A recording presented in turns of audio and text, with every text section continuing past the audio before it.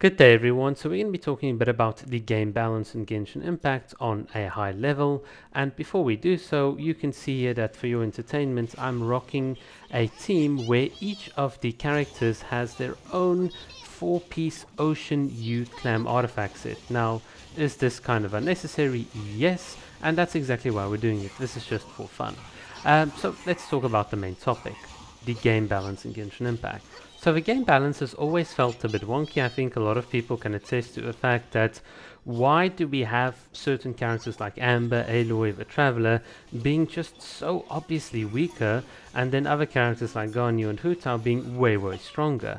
Now, I think there are two perspectives we can take on this, and the first perspective is kind of easy to understand. So, when you are given free or complementary units in the game, it obviously makes sense for Hoyoverse to ensure that those units don't have as much utility or power as some of the premium units that you can get. In other words, the units that you wish for on the limited time event wishes.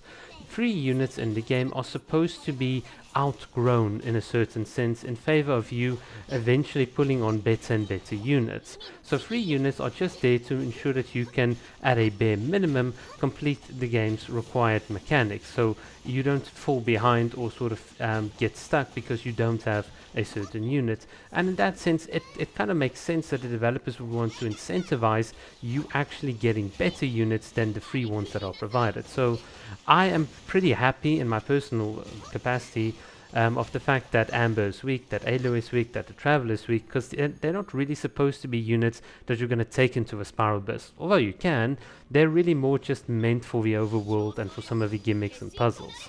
Now, the other perspective is going to be a bit more complicated and involved, and I think this entails the game progression. So, what do I mean by that? Well, basically, Genshin Impact's got a very feature-rich combat system, so just think about it. You've got 5 different classes, you've got different weapon types, you've got different elemental types, and of course, you've got a whole list of stats like electro damage bonus, attack, defense, elemental mastery, etc, etc. So with this very deep combat system that you've got, you need quite a lot of characters and quite a lot of game mechanics to fully flesh it out. And as a consequence of that, when the game launched, you will obviously not have enough characters and sort of in-game mechanics to fully make it like feel alive. So just think about it. When the game launched, we only had 2 regions. We had Mondstadt and Liyue.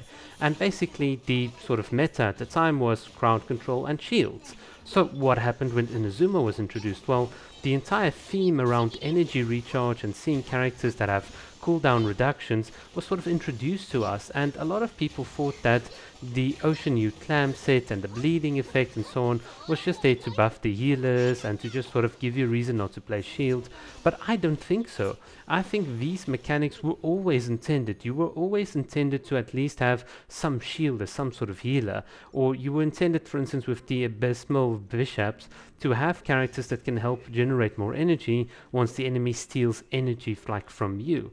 So in my opinion, what's happening in Genshin Impact is not that the game is sort of being balanced or that they're trying to sort of fix some of their mistakes.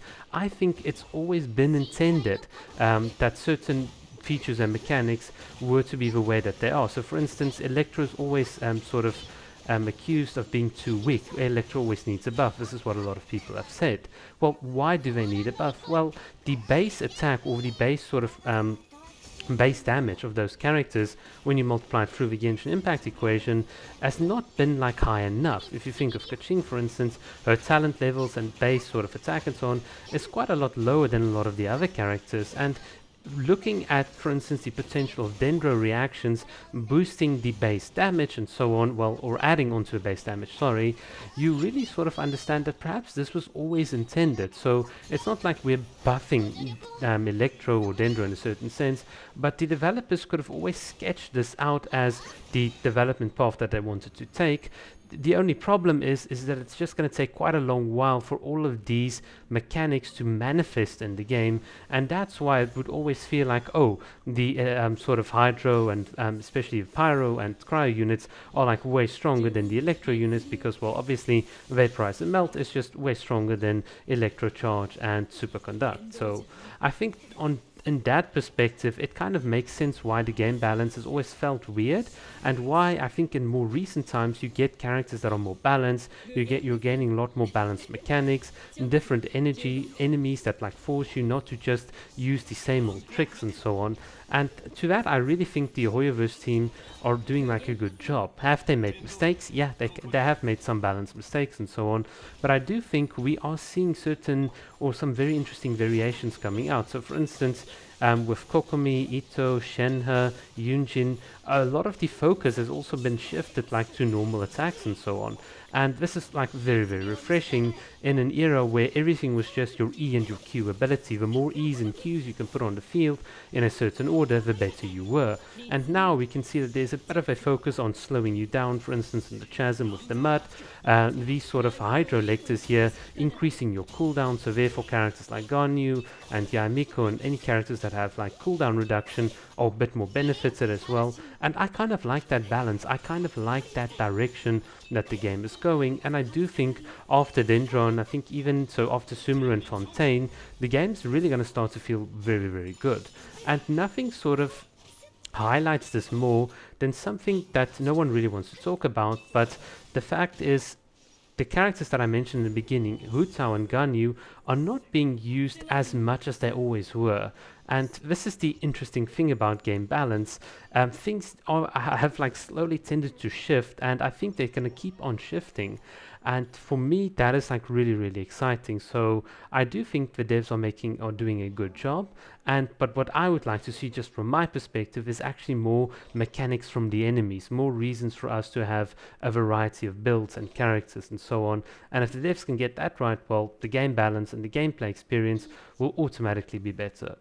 And yeah, guys, that is it for this discussion. But on a high level, those are my thoughts on the game balance. Thanks for watching and have a lovely day. Cheers.